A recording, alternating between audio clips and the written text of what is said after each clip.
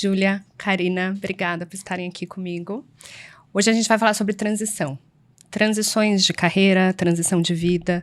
Acho muito difícil e raro, hoje em dia, uma pessoa que tem uma carreira linear. Sabe como era antigamente, né? Eu vou prestar vestibular para uma profissão que eu quero seguir, aí eu vou começar a estagiar numa empresa, naquela função que eu escolhi, e aí eu vou crescendo aos poucos até o dia que eu me aposento naquela empresa. Isso é raro de existir. Hoje a gente faz muitas transições na vida e eu quis muito vocês aqui porque vocês duas passaram por transições importantes, tanto de carreira como de família, como de cidade que moraram. Então eu queria explorar um pouquinho essa história de vocês.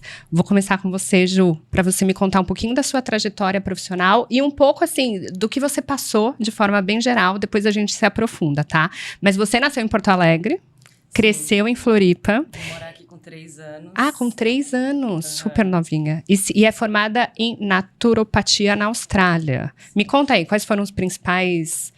Quando eu terminei a escola e fui fazer vestibular para escolher a carreira da minha vida, eu estava numa fase que eu queria viver, viajar, explorar.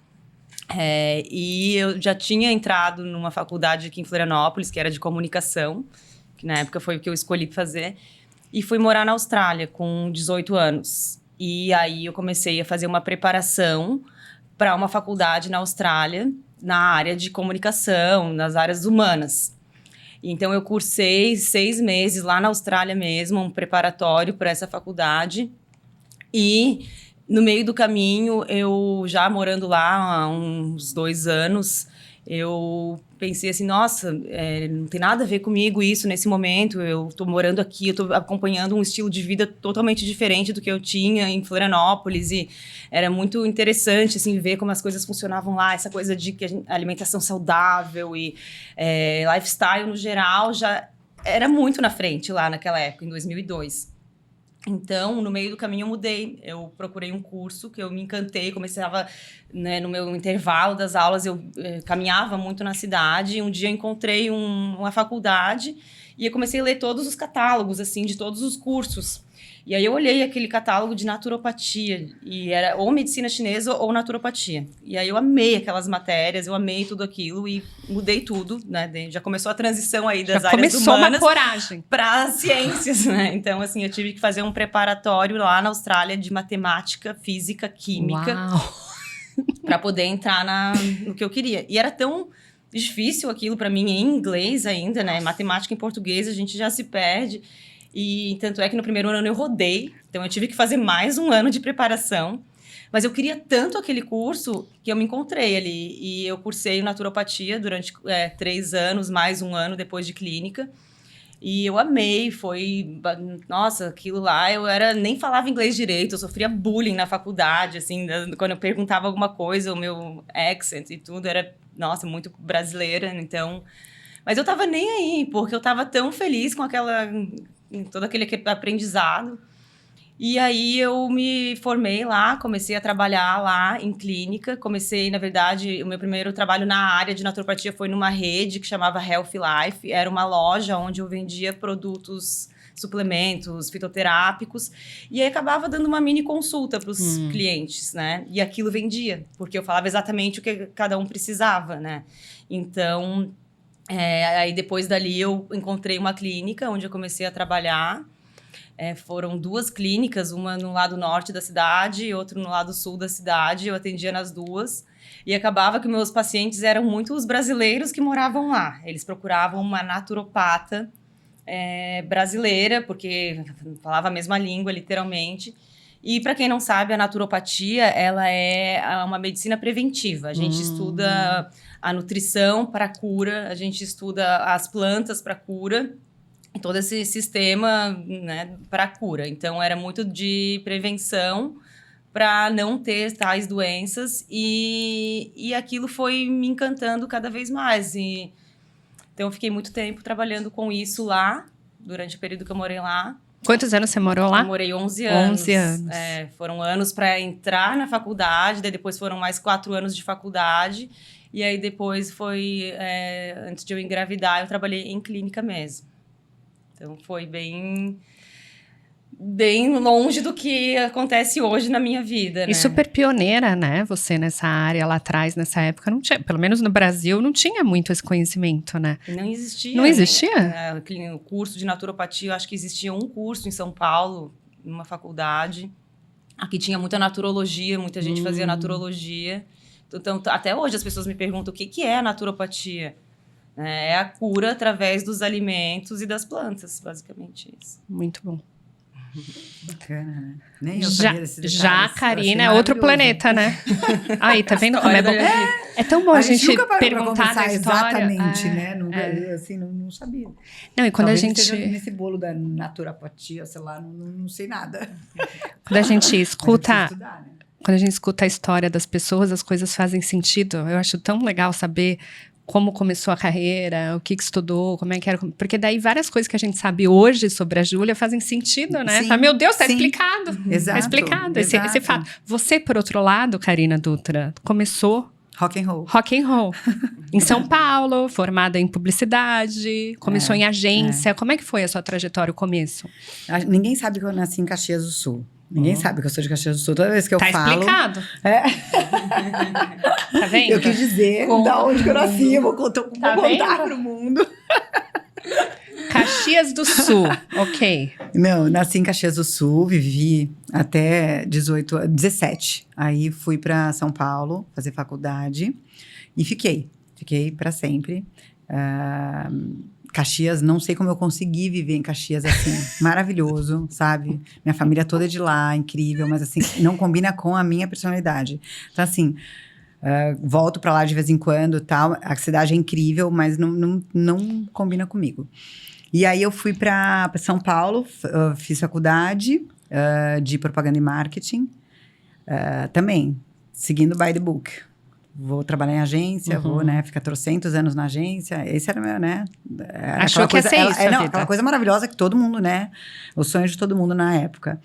Aí eu comecei em agência, me formei, já estava trabalhando numa super agência, que na época era Carilo Pastori, uma agência super renomada, então a gente atendia em Embratel, do Fazem 21, lembra? Bem dessa época, Olha. com a Ana Paula Arósio. Época de ouro da publicidade. Época de ouro. Da Fanta, do tio da Suquita. Desculpa, tio da Suquita. Falei Fanta, gente. Olha que horror! Nossa, se eles me entregam... Segura Não, essa, gente. ex-cliente da Karina.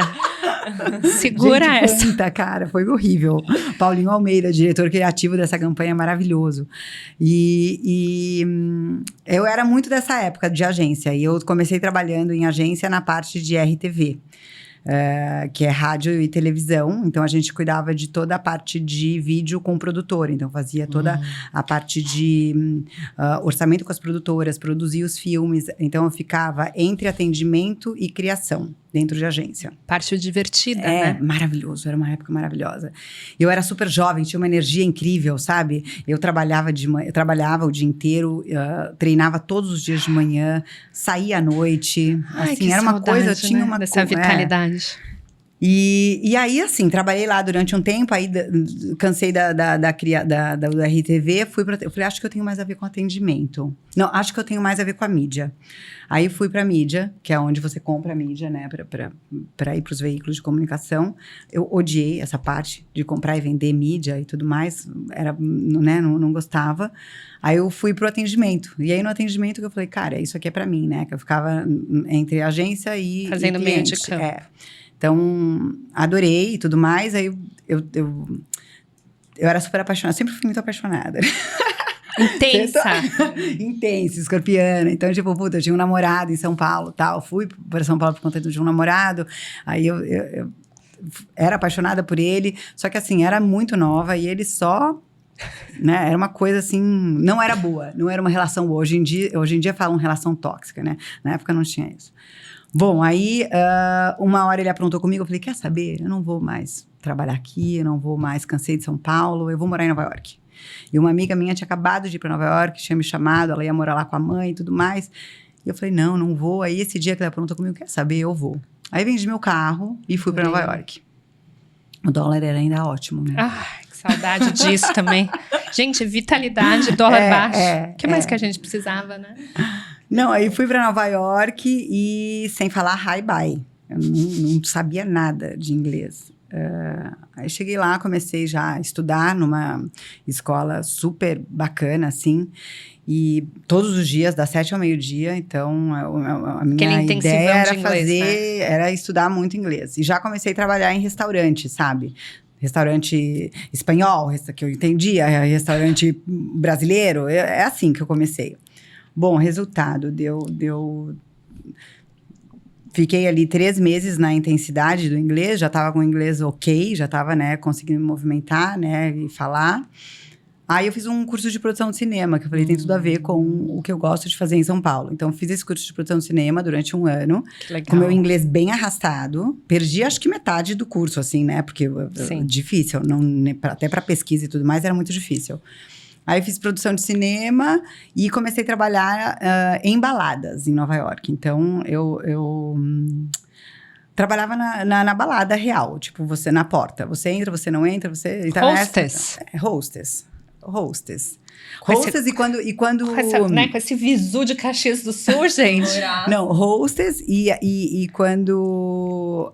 fechava a porta, eu entrava e atendia no camarote, galera. Então, assim, gente, era muito bom, porque eu ganhava dinheiro, estudava, fiquei lá quase 2 anos, assim, incríveis, fazendo tudo isso e fazendo tudo que eu gosto, sabe? Trabalhando, estudando, livre. Gente, conexão. Então, era muito bom. Aí, deu 5 minutos, falei, agora eu quero voltar para o Brasil, porque eu ainda era apaixonada. sempre por conta de uma paixão. Aí, eu voltei para o Brasil e falei, o que eu vou fazer agora? Eu consegui guardar dinheiro lá ainda, né? Morei fora e tudo mais, ainda consegui guardar dinheiro. Então, eu tava com respiro e tudo mais. Falei, agora eu vou fazer o quê? Aí, pintou uma proposta para eu trabalhar na Trip. Na Trip, vocês lembram da Trip? Claro. Eu fui trabalhar na Trip, gente. Aí, lá, eu comecei na área comercial real, assim. Então, eu vendia páginas de revista. Olha, aí gente, você foi pro outro lado, né? Você foi pro veículo. Eu fui pro veículo de comunicação. Eu falei, quando eu voltei de Nova York, eu já sabia que eu não queria trabalhar em agência. Eu não sei, eu desencantei, sabe? Quando você fala, não quero mais. Aí fui pra lá. Comecei trabalhando na Trip. Trabalhei 2 anos na Trip. E na minha inquietação, será que eu quero vender? Será que eu quero fazer isso? Mas eu adorava trabalhar, era uma galera muito incrível. Inclusive, toda essa galera são os meus amigos até hoje, assim. Eu carrego todos a vida inteira. De lá, eu fui pra Rolling Stone, tudo pra a revista. Imagina naquela época, gente, foi o lançamento da Rolling Stone no Brasil. Era o auge, era, tipo, novo. Era os shows todos, era uma coisa, assim, né? E era, tinha um glamour, né? Tinha. Então, trabalhei na Rolling Stone durante 4 anos, também amei, muita conexão, muita gente, e uma galera assim, todas as galeras assim, meio alternativas, né, nada era muito tradicional. Só que eu sentia falta um pouco tradicional, porque eu sou dos 2 lados. Aí eu comecei a buscar outras coisas, porque quando você tá num lugar, você fala, puta, você tá na revista, todo mundo fala, ai, TV é melhor, não sei, rádio é melhor, tudo é melhor, né? Quando você tá. Bom, resultado, fui pra TV.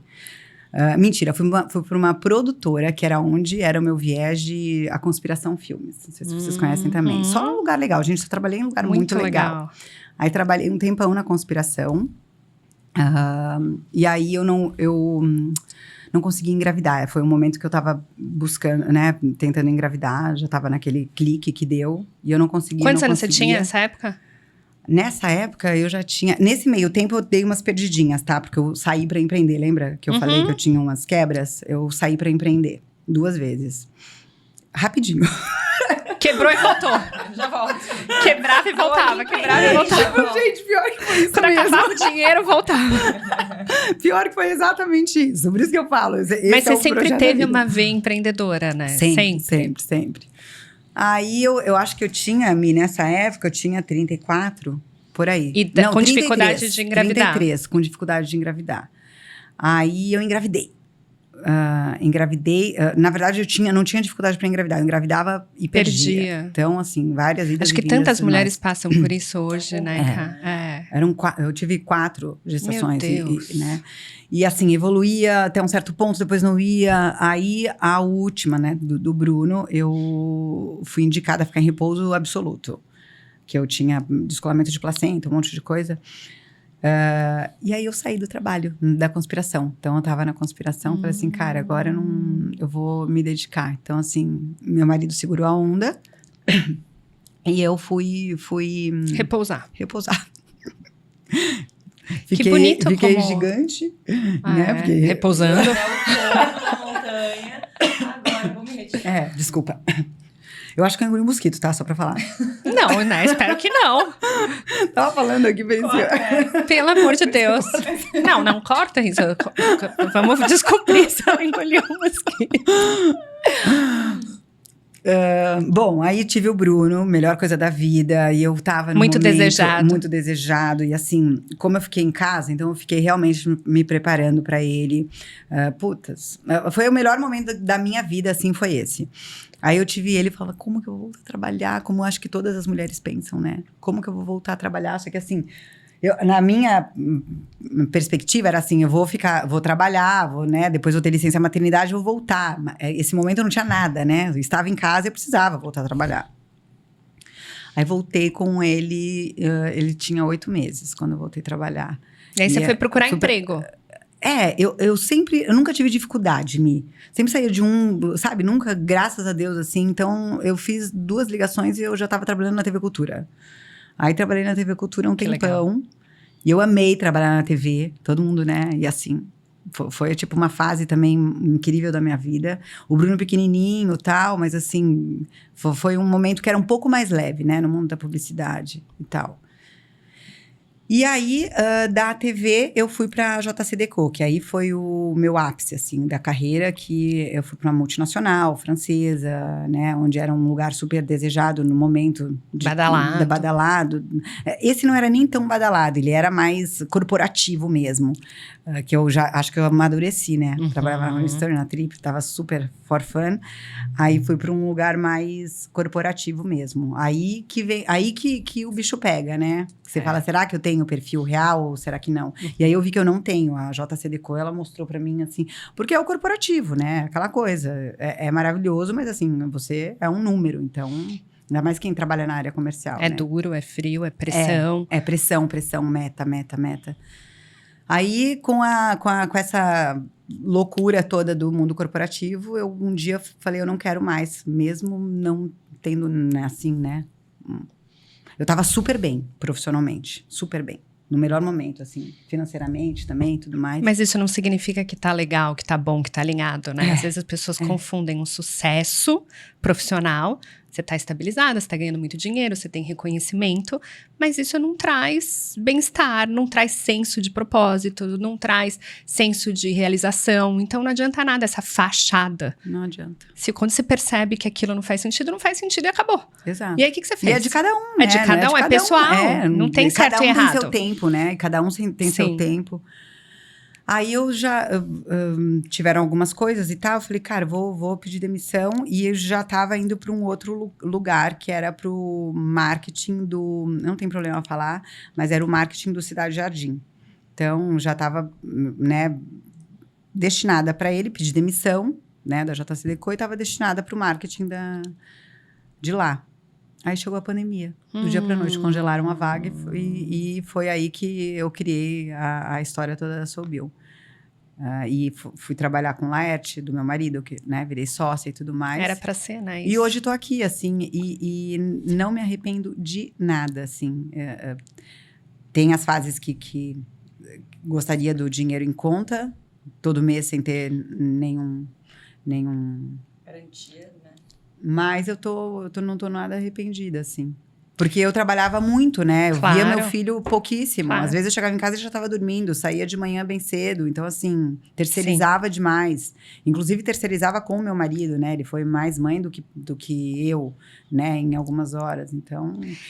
E esse tempo que você perde... que eu acho que eu perdi, né? Com o Bruno... Ele não volta real. E passa muito rápido. E o Bruno...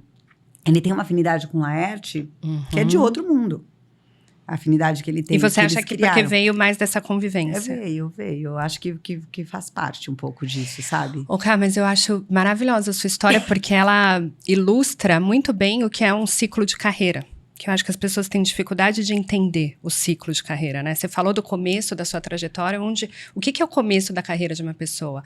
é uma etapa de investimento. Então, você está investindo em o quê? Adquirir conhecimento, em adquirir experiência, conhecer gente, criar networking. E é um momento da nossa vida onde a gente tem muita energia, muita vitalidade. Então, eu trabalho até tarde, eu consigo manter meu equilíbrio na minha vida pessoal, porque eu tenho energia de sobra. Então, eu treino, eu tenho uma vida social ativa. Esse é o começo da carreira.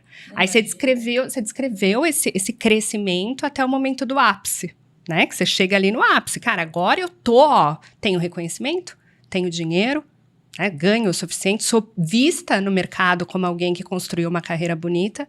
E esse ápice, como todo ápice de qualquer ciclo da natureza, porque a gente é natureza, ele é seguido por um declínio. E as pessoas entendem esse declínio como algo negativo. Nossa, cara, eu não tenho mais esse drive. Eu não tenho mais isso aqui que me motivava antes, não me motiva mais. Talvez eu não queira mais tudo isso. E tem muita gente que não consegue lidar com esse momento, não consegue entender, porque ela entende que o ápice é o sucesso, e se eu abrir mão do sucesso, quem sou eu? Né? Cadê meu valor no trabalho? Então, a gente chegar no ápice, mas ter a maturidade de entender que a partir de agora eu posso construir uma etapa da minha carreira que é muito mais alinhada com o que eu valorizo, com a pessoa madura que eu sou, com as escolhas que eu sei fazer. Porque até o ápice é construção. Você está construindo meio para o externo, sabe? Você está fazendo o que você acha que você tem que fazer, né? Você está batalhando para o seu espaço.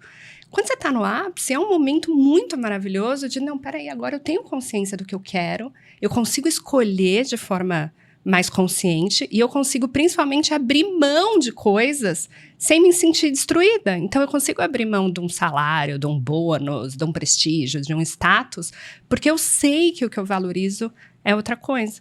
E a partir daí você construiu o seu negócio. Então, entender o ciclo da carreira como um ciclo da natureza é muito importante, sabe? Pra gente ter segurança no que a gente está fazendo, assim. E a outra coisa que eu acho maravilhosa, que você também trouxe, e aí eu queria escutar de você, Ju, é que as mulheres, sempre, isso é bem diferente da carreira masculina, as nossas transições, elas sempre caminham de mãos dadas com as nossas transições da vida pessoal. A gente tem que abrir mão e fazer consensos muito maiores do que os homens, né? Então, a gravidez é um momento, né? A infância dos nossos filhos é um momento que mexe com a gente. Então, você pontua muito bem na sua trajetória as escolhas que você fez muito baseadas na Carina mulher. Sim. Estava apaixonada, eu precisava ir. Né? Eu queria engravidar, eu precisei repousar, então eu abri mão de tudo. E isso me arrepia, assim, porque a gente não tem essa estabilidade, esse linear, porque a gente, de verdade, não tem essa opção. A mulher não tem essa opção.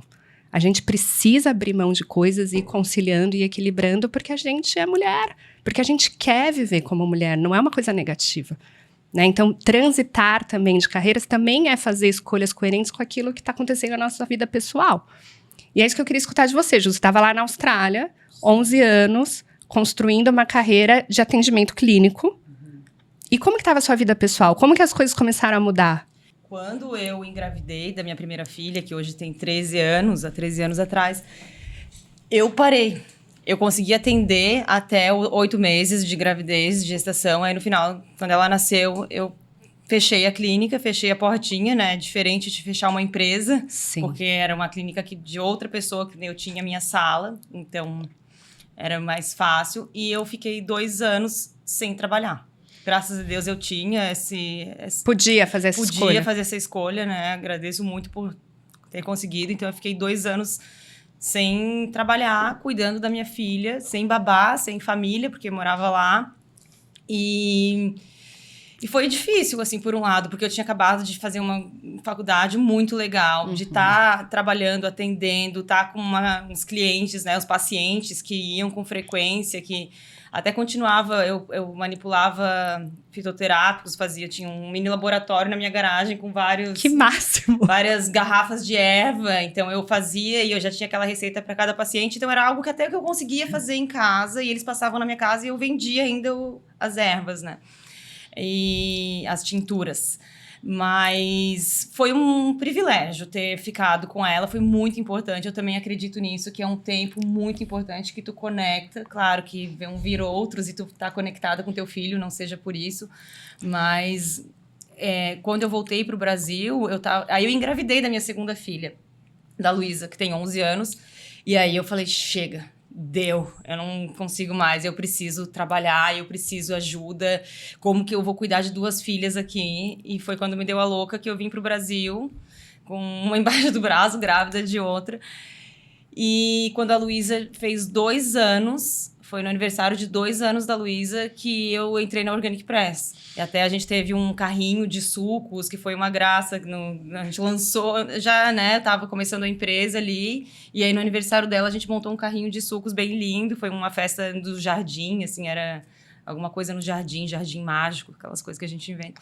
E graças a Deus, eu sempre consegui estar com as minhas filhas nesses 2 primeiros anos de idade. O Juan, ele já veio numa outra fase que eu já estava engajada no que eu queria fazer, que era empreender, que era trabalhar com tais coisas, já estava, ao mesmo tempo que deu aquele baque de fechei a Organic, saí do Garden, tava com a Soul Bio no radar, mas é terceiro filho também, a gente já tá muito mais tranquila, a gente sabe o que a gente consegue, o que a gente não consegue, é muito importante, né, a gente ter esse tempo, ter essa conexão, ter esse vínculo, e administrar tudo isso não é fácil, mas é algo que eu não abro mão, assim, claro que eu sempre tendo a condição de poder, mas ao mesmo tempo preciso trabalhar, preciso por várias situações, primeiro porque eu amo o que eu faço, eu acredito, e ter 3 filhos também é uma vida bem cara, né, por mais que o meu marido me ajuda, a gente faz tudo junto, mas precisa sustentar essa galera, né, gente, é muito filho, é muito tudo, mas eu não abro mão dos nossos momentos. Eu acho que a maternidade é algo muito especial e eu acho que ser uma boa mãe, tu tá presente.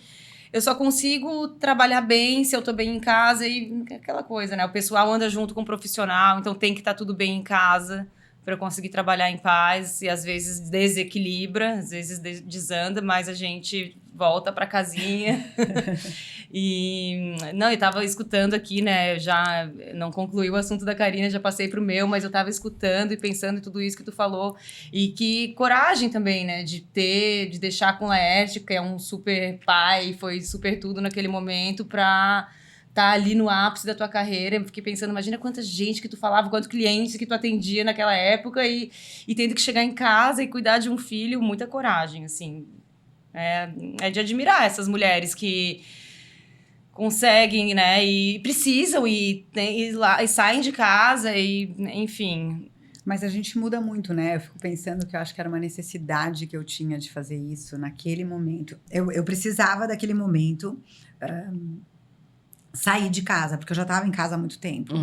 Eu precisava disso. Então, assim, foi uma fuga ir trabalhar, sabe? Só que aí, essa dosagem, para quem é publicitária e workaholic, essa dosagem é muito importante. Ela não existe, né? Ela não existe. E você tá no fluxo, você tá no automático, você nem sente. E o tempo passa muito rápido. Muito rápido. Então, o tempo passou. Cadê? Sabe assim? Sim. Gente, eu passou acho, 2, 3 anos, eu tava ali, né, na mesma. E é um momento muito... Então, assim, hoje, eu não teria feito isso. Isso é uma coisa que eu teria ficado... Eu teria um emprego mais tranquilo, eu teria mudado de carreira, mas talvez era o que você sabe? precisava naquela época. Era. Acho que esse ápice muito que tu fala eu não é quando consigo vem fazer. o ápice, depois vem a crise. Mas a crise não é uma coisa ruim. Não é. É ali da crise que tu conseguiu ressignificar o que tu realmente queria, né? A Quando crise vem para colocar a gente na nossa rota. Ela vem para isso. Ela é Ó, necessária. você saiu da sua essência, você saiu do seu caminho. Então eu vou te derrubar, vou te colocar uma crise para você conseguir sentir esse desconforto e esse desconforto te levar a fazer as mudanças que você precisa fazer.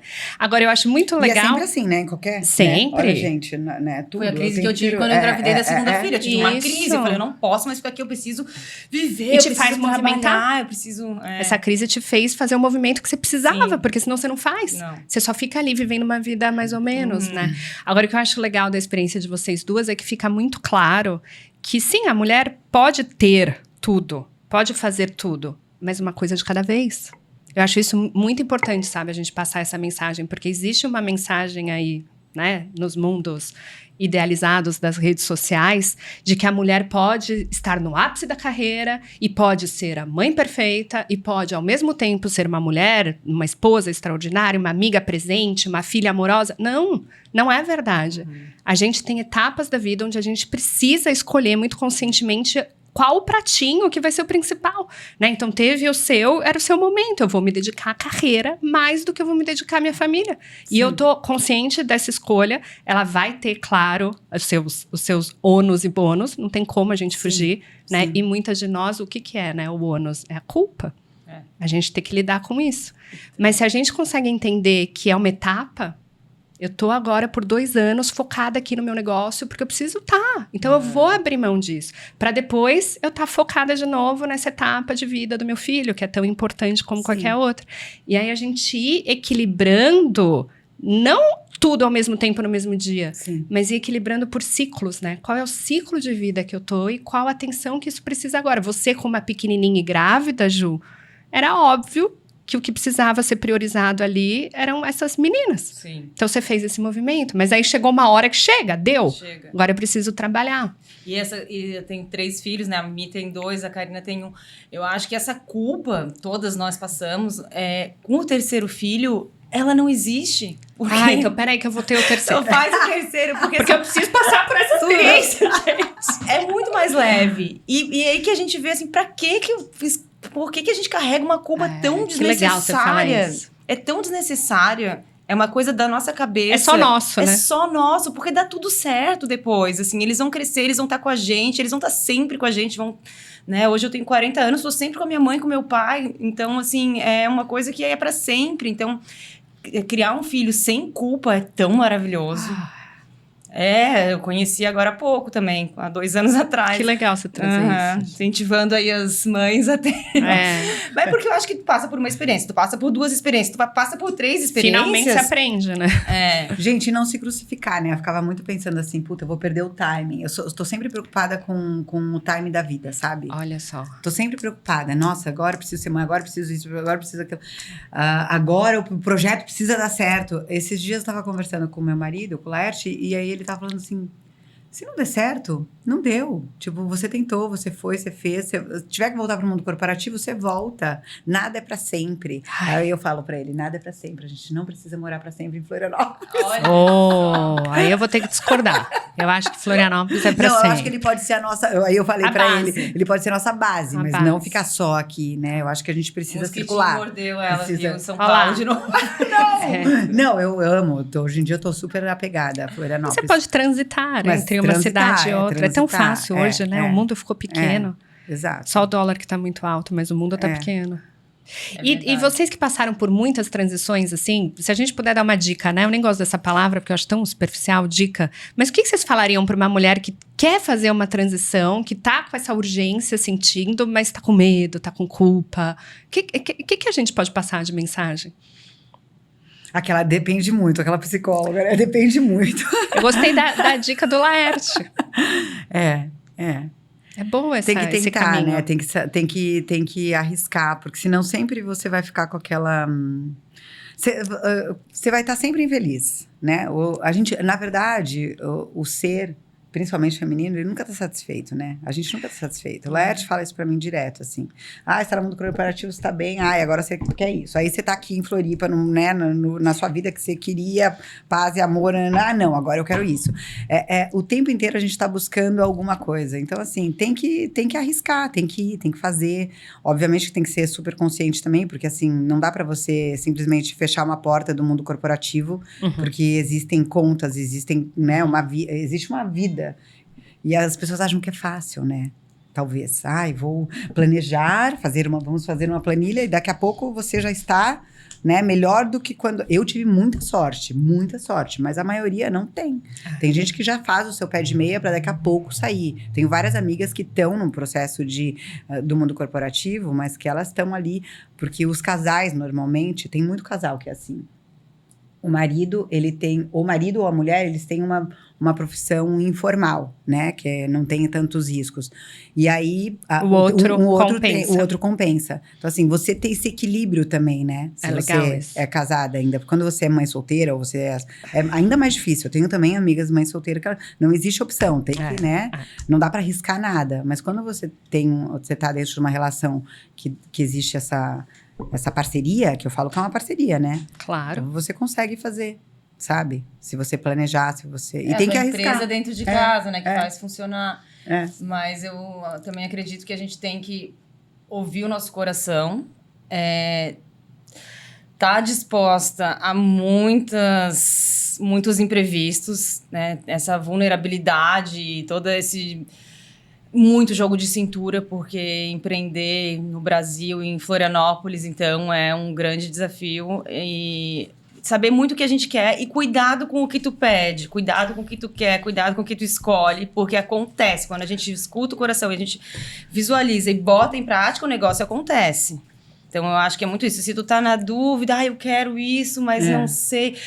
A hora que tem certeza que é aquilo, que o coração bate e tu entra de cabeça, acontece. Então, cuidado com o que você escolhe. Exato. Boa. Tá, para finalizar, eu tenho uma pergunta pessoal para vocês, porque vocês são mulheres tão ativas, né, do trabalho e realizadoras. Qual que é o contraponto na vida pessoal de vocês? O que faz a Júlia descansar, relaxar, reabastecer? O que é Cadê isso a nossa amiga Cacá? Boa! Cadê a outra dona desse negócio aqui? Então, a Ashtanga Yoga é a minha espiritualidade, é a minha paz, é o meu encontro comigo mesma. Eu juro, assim, eu fiquei muito tempo sem praticar desde que o Juan nasceu. Porque ele não tá na escola, então de manhã cedo é o horário que eu fico com ele. E agora, depois da nossa maratona de Nova York, eu voltei a praticar yoga e eu vejo como isso me ajuda a equilibrar, a fazer as escolhas certas. Que aí eu acho que entra muito também a Soul Bio, que a gente vai falar num outro momento, que é fazer as escolhas certas. Então, assim, com essa vida louca que a gente tem, cansativa, a gente não tem mais aquela vitalidade de 20 anos, aquela energia toda. Então, encontrar algo que te equilibre, seja na espiritualidade, seja na academia, mas para mim é o Ashtanga Yoga. Legal. E você? O esporte no geral, né? Eu acho que o esporte porque o yoga ele é mais profundo, ele cuida muito da mente também, né? Que é uma coisa... Gente, assim, aí eu pergunto pra vocês. Eu me pergunto e pergunto pra vocês e pra vocês também. Por que eu não consigo ter uma rotina de yoga? Pra mim ia ser muito bom. O meu marido, de novo, fala, você precisa praticar yoga. E eu não consigo ter eu prefiro ir correr, sabe assim? Mas sei... Mas qual que é o problema? É porque a corrida, ela desgastou também já pra mim um pouco. Eu acabei de acabar a maratona e a corrida, eu tava até conversando com a minha irmã sábado, eu falei assim, eu preciso ter esse desafio de uma corrida grande, uma maratona, eu preciso ter para eu poder sair da cama todos os dias, para eu acordar às 5 da manhã, para eu ir treinar, para eu fazer. Se eu não tiver um objetivo ali na frente, eu não vou fazer. Eu não tenho essa força. Foi muito engraçado, sabe? Que no meio eu vejo a Milena todo dia. A Milena é um case, gente, ela vai todos os dias pro yoga. Cacá, né, eu falo, meu Deus do céu, assim, é uma força, mas é uma força... disciplina, né? Eu admiro muito, Mas porque... não é nem força, nem disciplina, gente. É necessidade. É uma coisa que acontece naturalmente quando você encontra esse lugar, Eu preciso encontrar esse lugar. Porque não é na base da força e da disciplina. No começo pode até ser, né? Quando a gente começa esse movimento. Mas tem uma hora que flui, aquilo começa a ser a sua vida. Começa então a não dar tem vontade, mais. né? Isso que eu pensei, quanto mais tu faz, mais dá vontade de fazer. Foi muito engraçado que eu lembrei agora que durante o evento da Soul Bio a gente tava tão estressada. Eu não tava praticando yoga. Assim, era naquele auge ali, 1 mês, 2 meses antes do evento e pá. E aí a Karina, o que eu faço? Eu falei, eu só vou falar contigo amanhã se tu meditar. Medita 5 minutos, vai meditar. Aí eu ainda mandei os links de meditação, né? Umas coisas pra ela. Aí, cara. Porque é isso, o yoga, a meditação, é a conexão com a espiritualidade, com o corpo, mente e alma, né? Esses 3 pilares que tem que estar em dia. Mas eu tô tentando, tá? Só pra dizer que, assim, eu não sou uma pessoa que eu vou conseguir. É uma meta. Eu tenho uma meta essa é a meta. Começar a praticar pelo menos 3 vezes por semana, né? Não, acho que eu nunca vou chegar A gente pode fazer um outro episódio só pra te convencer e estruturar essa sua rotina. bacana, né, Ju? Põe a Cacá aqui, e aí eu quero ver. A gente responde essas suas perguntas. Tá bom. Num outro episódio. Mas antes de chamar vocês de novo para outro episódio, eu quero chamar o Laerte, gente. Ele é Por favor, maravilhoso, por ele é favor. maravilhoso. Não é? Olha tudo que ele faz Graças pela a Deus, Karina. Vamos Laerte trazer o existe na Laerte. Então a gente Santo Laerte. fecha esse episódio com um brinde ao Laerte. Um brinde ao Laerte. Saúde. Vai amar.